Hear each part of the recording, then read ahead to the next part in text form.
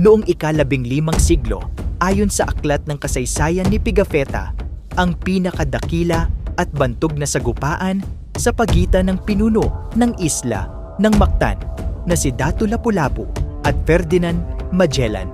Ito ay tinawag na Battle of Mactan na mas kilala rin bilang Kadaugan sa Mactan.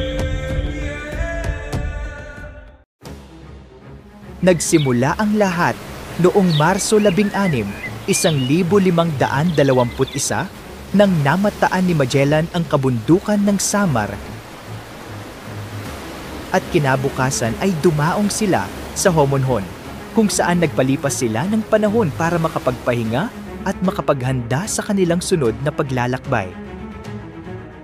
Pagdating ng Marso 31, nagtungo sila sa Limasawa upang idaos ang kauna-unahang Easter Sunday Mass sa Pilipinas.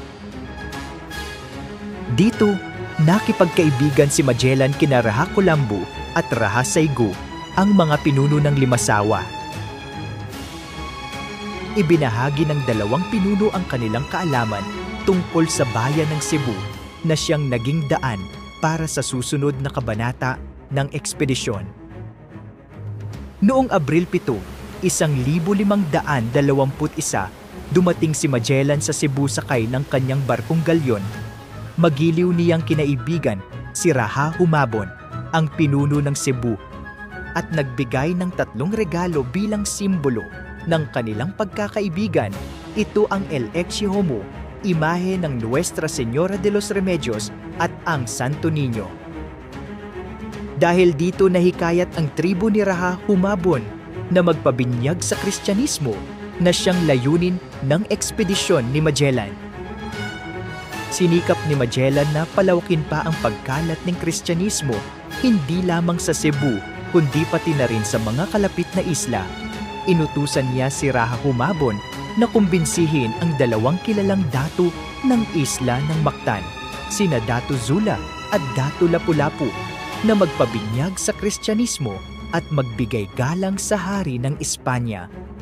Bagamat sumunod si Datu Zula, mariing tumanggi si Datu Lapu-Lapu sa naturang kahilingan.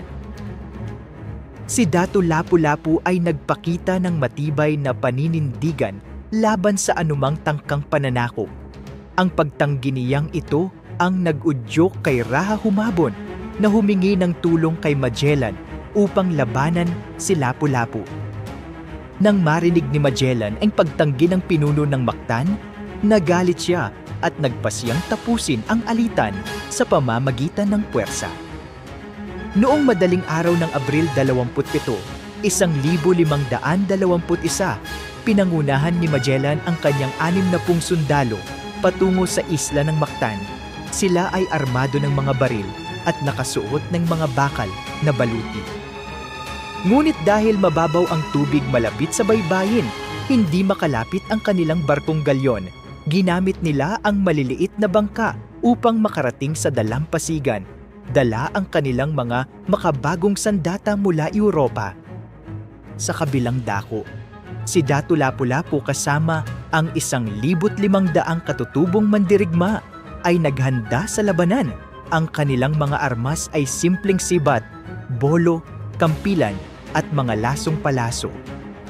Bagamat simple ang kanilang kagamitan, nagpakita sila ng matinding determinasyon at tapang. Nagsimula ang labanan nang paputukan ng mga kanyon mula sa mga barko ni Magellan ang baybayin ng Mactan. Ngunit dahil sa kalayuan, hindi nakarating ang mga bala sa nayon. Sinundan ito ng mga sundalo ni Magellan na nagpaputok ng kanilang mga baril at nagsunog ng mga bahay sa nayon na nagdulot ng takot at galit sa mga katutubo. Sa kabila ng modernong armas ng mga Espanyol, ang mga mandirigma ni Lapu-Lapu ay nanatiling matatag. Ginamit nila ang kanilang kaalaman sa teritoryo upang malusutan ang kalamangan ng mga sundalo ni Magellan. Ang kanilang mga lasong palaso ay tumama sa mga binti ng mga Espanyol na hindi natatakpan ng baluti. Ito ang naging malaking kahinaan ng mga sundalo ni Magellan na nagdulot ng kanilang unti-unting pagkatalo. Sa gitna ng labanan, Marami sa mga sundalo ni Magellan ang nasawi, habang ang iba ay umatras pabalik sa kanilang mga bangka. Naiwan si Magellan kasama ang 6 na sundalo na sinubukang protektahan siya.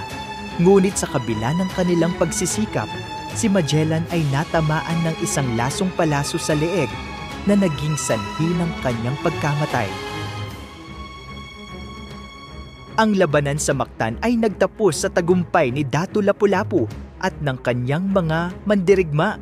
Ang tagumpay na ito ay naging simbolo ng katapangan at pagmamahal ni Lapu-Lapu sa kanyang bayan at mga kababayan. Dahil dito, itinuring si Datu Lapu-Lapu bilang unang bayani ng Pilipinas.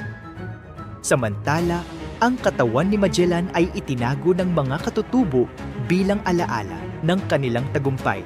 Isang monumento ang itinayo sa lugar kung saan bumagsak si Magellan bilang paggunita sa makasaysayang labanan.